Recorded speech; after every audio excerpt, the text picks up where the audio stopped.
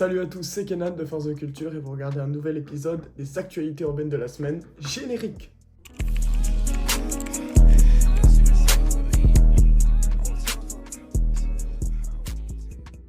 Première info culturelle de la semaine et on va pas perdre de temps. Dans la nuit du dimanche 10 mars au lundi 11 mars a eu lieu la 96e édition de la cérémonie des Oscars. Une cérémonie largement dominée par le film Oppenheimer de Christopher Nolan, qui a remporté 7 Oscars dont celui du meilleur film, de la meilleure réalisation ou encore du meilleur acteur grâce à Cillian Murphy, l'acteur irlandais. Deuxième info de la semaine et on va pas perdre de temps. Après sa victoire face à Benoît Saint-Denis dans la nuit du samedi 9 mars, Dustin Poirier a call-out Islam Makhachev pour l'affronter en juin. Un call-out accepté par l'actuel champion de la catégorie Lifeway. Ça nous promet un énorme combat en juin. On ne sait pas encore exactement à quel UFC, mais j'ai tellement hâte de ce combat parce que c'est deux légendes, deux champions et deux futurs Hall of Famers de l'UFC. Ça va se la donner ce jour-là et j'attends plus ça avec impatience. Troisième information, TikTok c'est fini aux USA et dans exactement 165 jours. Une loi ayant pour but de bloquer l'application des États-Unis vient tout juste de passer. Déjà qu'Universal avait déjà fait sa valise de l'application, si elle perd plus de 170 millions d'utilisateurs, comment va-t-elle finir? La raison de cette loi est que selon l'État américain, la Chine pourrait obtenir des informations personnelles en secret sur les utilisateurs américains. On connaît déjà les petits concepts de guerre froide et tout ce qui s'était passé à l'époque. Donc là, si les États-Unis pensent que leurs données sont piratées par la Chine, vu l'ampleur déjà qu'est en train de prendre la Chine, que ce soit à l'échelle géopolitique ou même économique, attention. Et franchement, je pense que le choix des Américains est plutôt intelligent si ça s'avère prouvé que les données sont volées par les Chinois. Mais sinon, juste ça va priver les Américains de TikTok. Pour TikTok, c'est pas fou. Et peut-être pour le divertissement des Américains, c'est moins fou aussi. Mais voilà, on attend la décision et peut-être que dans 165 jours, il n'y aura plus de TikTok USA à notre plus grand désarroi. Passons désormais au point foot et à la Ligue des Champions pour commencer avec une victoire d'Arsenal 4-2 contre Porto au penalty. Ce n'est pas les seuls qui sont allés jusqu'au penalty parce que l'Atlético aussi contre l'Inter Milan est allé au penalty et a remporté cette séance 3-2. Cette séance a été marquée par un énorme raté de Lautaro Martinez. Il a totalement tiré à côté, on aurait dit qu'il n'avait pas d'envie, il s'est avancé, il a tiré dans les nuages. Franchement, c'était lunaire, mais ce n'était pas les seuls résultats qu'on a eu. On a aussi eu une victoire 3-1 du Barça contre le Napoli et une qualification, et une victoire de Dortmund 2-0 qui s'est qualifié tranquillement face au PSV Eindhoven. Du côté des qualifications de l'Europa League, on a eu aujourd'hui une défaite de l'Olympique de Marseille 3-1. Franchement, l'OM s'est fait dominer par Villarreal de A à Z. Juste à l'entrée de Aubameyang, on a eu le droit à une action de génie. C'était franchement bien joué de la part du Gabonais, mais sinon, le match est pour Villarreal à 100%. De l'autre côté, Leverkusen s'est imposé sur le fil 3-2 grâce à des buts de Schick à la 94 et 97e minute qui ont permis au club allemand de se qualifier. Qualification 7-3 du Milan et 11-2 de Liverpool avant d'affronter Manchester United ce week-end. Je pense que les fans des Red Devils sont comme ça parce que vu la forme de Liverpool en ce moment, ça s'annonce chaud ce week-end. Pour finir, on va passer au résultat de la Conference League. Et tout d'abord, Aston Villa s'est imposé contre l'Ajax 4-0 au retour. Et Lille s'est imposé 4-1 au cumul des deux matchs contre le SK Sturm Graz. Ça veut dire que sur 3 clubs français qui étaient en 8e de finale, 3 se sont qualifiés. Franchement, bravo, ça permet à la France de rester devant le Pays-Bas sur toute la saison et pour la saison prochaine au classement UEFA. Et donc pour les places qualificatives pour l'Europa, la Conférence ou la Ligue des Champions. Donc franchement, bravo messieurs. Et surtout, demain 13h, on n'oublie pas le tirage au sort des quarts de finale pour toutes ces compétitions respectives. Attention, on espère voir des beaux matchs. Passons désormais aux autres informations qui ont animé cette semaine footballistique et on va commencer tout d'abord avec le tirage au sort de la Ligue des Champions qui se fera l'année prochaine d'une nouvelle manière grâce à des ordinateurs. En effet, avec le nouveau format, les simulations de l'UEFA ont montré qu'il faudrait entre 3 et 4 heures pour réaliser le tirage au sort de façon manuelle et cela nécessiterait 900 boules. C'est donc une nouvelle méthode hybride qui sera utilisée, les clubs seront tirés au sort manuellement, puis l'ordinateur prendra le relais et sélectionnera les 8 adversaires. La durée prévue de ce tirage devrait être d'environ 35 minutes, soit le même qu'actuellement. Donc ça ne changera pas grand chose, mais j'ai vu sur Twitter, ça parlait beaucoup peut-être des nouveaux risques de corruption et de tirage favorable. On attend, mais on ne pourra que voir l'année prochaine, donc à l'année prochaine pour ce nouveau tirage hybride. Passons désormais à la deuxième information qui a animé le monde du football cette semaine, et ce n'est pas une petite parce que breaking news, le véritable âge de Nathan Douala a été révélé. Il s'appellerait Alexandre Bardelli et aurait aujourd'hui 23 ans au minimum. Le monde avait croisé la route du joueur en février 2022 à l'occasion d'un reportage au Cameroun et il disait avoir déjà 21 ans. La fédération camerounaise de football était au courant de l'enquête menée par Le Monde avant la CAN 2023 et a décidé de ne faire aucun commentaire sur son cas. Pire, le Cameroun pourrait être exclu lors des 2 prochaines éditions de la CAN pour avoir sélectionné un joueur qui aurait menti sur son âge et son identité. Nathan Douala qui devrait d'ailleurs être transféré à Antalya Sport dans quelques jours. Donc là, le dossier va prendre une ampleur incroyable parce qu'il était dit qu'il avait 17 ans. Et au final, s'il a 23 ans, vu qu'on connaît l'importance de l'âge dans le football et surtout maintenant, mais c'est un mensonge énorme, que ce soit pour lui, pour sa carrière, l'impact que ça va avoir sur sa carrière, parce que peut-être que tout le monde pensait qu'il allait progresser, mais il a déjà 23 ans, donc il est peut-être pas aussi jeune que ça. On attend les verdicts, et franchement, sa carrière à lui, elle commence ou elle continue, on sait pas trop, très très mal. Passons désormais aux infos NBA et on va commencer tout de suite avec Victor Wembanyama qui a été élu rookie du mois de février en NBA. C'est totalement mérité pour lui, il fait des performances de fou depuis maintenant plusieurs mois et surtout depuis qu'il s'est réveillé, qu'il avait fait une petite interview où il disait que maintenant tous les matchs comptent. Donc franchement bravo Wemby et je pense que le titre de rookie de l'année est déjà dans la poche à ce niveau-là parce que je vois pas d'autres réels concurrents. Passons désormais à la deuxième info qui a animé cette semaine NBA et Shai Gilgeous-Alexander rentre dans l'histoire de KC. En effet, malgré la défaite et une prestation moins reluisante qu'à son habitude, Shai est allé gratter ses 30 points contre Indiana. Il devient du coup le joueur du Thunder en comptabilisant le plus sur une saison, 48 devançant KD à 47 en 2010 et en 2014. C'est exceptionnel quand on voit la régularité de Shai Gilgeous-Alexander depuis le début de la saison, c'est juste lunaire. Et je pense que pour lui, cette saison, le titre de MVP est vraiment pas loin, même si je le mettrais tout de même deuxième derrière un Jokic qui est en forme légendaire comme on le connaît. Je pense que Jokic va tout de même aller chercher son troisième MVP. N'hésitez pas à me dire ce que vous en pensez en commentaire, mais franchement, quelle course au MVP on a eu cette année avec la blessure de Embiid qui était pour moi sinon le favori, mais c'est tout simplement lunaire cette année et merci l'NBA pour le spectacle. Troisième et dernière info NBA de la semaine, 28 paniers consécutifs sans le moindre échec du jamais vu au 21e siècle. En effet, c'est ce qu'a fait Daniel Gafford, le pivot des Dallas Mavericks depuis le début de la semaine. On a vu certaines fois un petit peu tourner et ça a continué avec le match hier soir. Il n'a toujours pas raté un tir.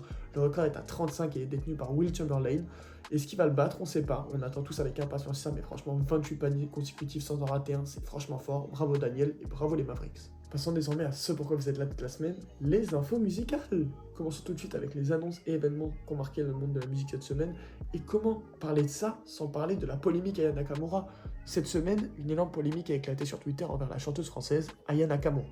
Cette polémique est tout d'abord partie du fait que pour certaines personnes, Aya Nakamura n'était pas, je cite, digne de représenter la France à l'ouverture des Jeux Olympiques et sur une chanson d'Edith Piaf, car elle ne représenterait pas les valeurs de la France. Une polémique qui a dépassé le cadre de la musique à cause de la publication de banderoles racistes à l'égard de la chanteuse. Est-ce que vous avez vu les banderoles qui sont passées sur Twitter? Je vais vous les mettre là, avec des trucs en mode ouais, c'est la France, c'est pas le marché de Bamako. C'est lunaire, on dirait qu'il n'y a pas une progression sur le racisme, que les gens sont de plus en plus racistes. Je trouve ça totalement honteux.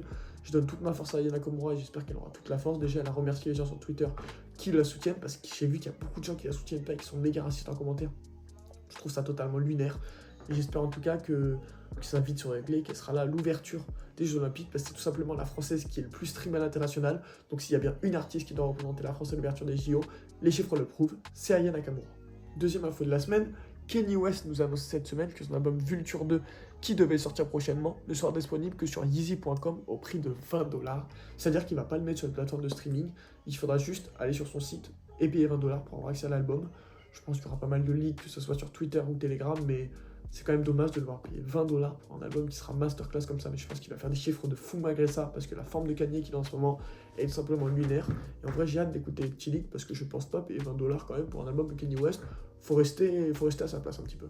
Troisième info de la semaine, Don Toliver nous a annoncé cette semaine, en plus de la sortie aujourd'hui de son nouveau single Deep in the Water, la sortie de son nouvel album qui devrait notamment arriver cet été, Hearthstone.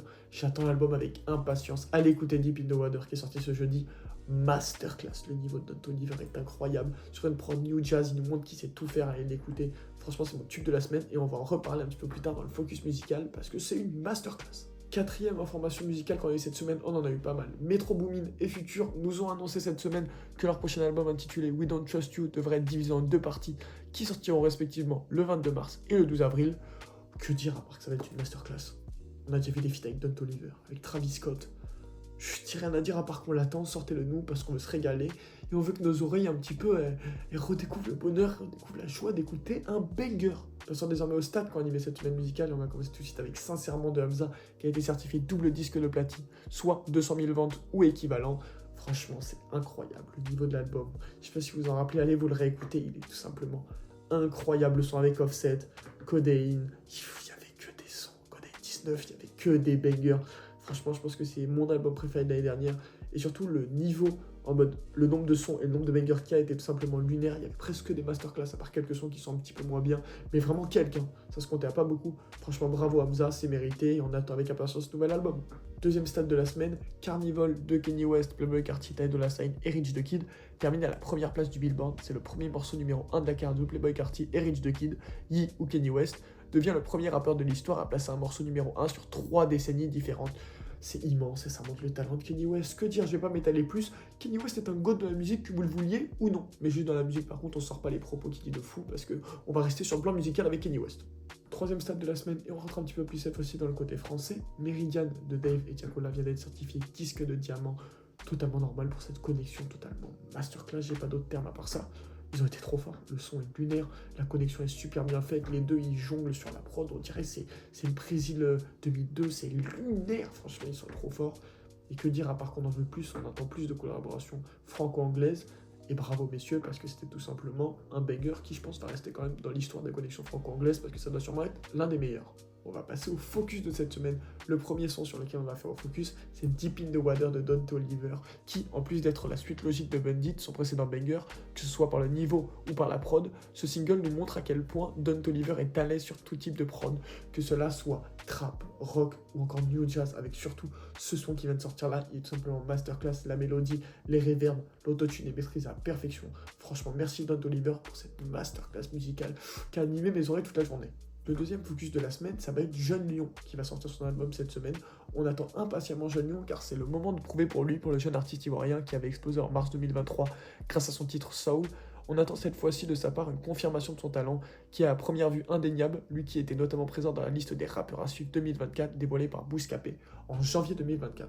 Donc franchement là je suis impatient, Jeune Lion avec ses petits côtés Afrique tout en même temps ramenant un petit côté anglophone parce qu'il chante en franglais des fois, c'est tout simplement masterclass de la part de Jeune Lion et son album je vais le streamer de fou. Il est sorti au moment où vous regardez la vidéo parce qu'il est sorti depuis vendredi minuit, dans la nuit de jeudi à vendredi, vous m'avez compris. Mais franchement, bravo Jeune Lion et j'espère que l'album sera masterclass. Pour finir, passons aux sorties de ce vendredi, on va commencer tout de suite avec les albums. Concernant les albums, on aura par exemple celui de Jeune Lion, de Chief Keef et Mike Will Made It, ou encore de Flo Milli, où dedans on retrouvera Gunna et SZA. Franchement, cette semaine, on a quelques petits albums sympas, mais le plus important, ça va venir tout de suite dans les morceaux et singles qui sortent ce vendredi. Concernant les morceaux et singles, du coup, on a celui de Don Toliver, de Trippie Redd, de Party Next Door ou encore de Gunna pour ne citer que. Franchement cette semaine on a pas mal de morceaux et c'est bien sympa parce qu'on va pouvoir se réveiller ce vendredi ou ce samedi avec des petits morceaux qui vont venir nous toucher les oreilles, petite délicatesse et ça nous fait grandement plaisir. Voilà, c'est la fin de cette vidéo, j'espère qu'elle vous aura plu. N'hésitez pas à commenter, liker, vous abonner et partager. Vous me donnez une force de fou depuis maintenant 3 semaines. La chaîne se développe bien, que ce soit sur YouTube, sur Instagram, sur TikTok. Franchement, merci à vous. Mais j'aurais besoin de vous sur un truc. N'hésitez pas à mettre en commentaire un sujet qui vous intéresse en ce moment, un artiste, un genre musical ou juste un fait d'actualité pour qu'on le développe mardi dans le prochain Fort de Focus. Et voilà, c'est tout ce que j'avais à vous demander. Passez un bon week-end. Bonne chance à tous ceux qui font le ramadan, parce que c'est surtout important de le souligner. Bonne chance à vous.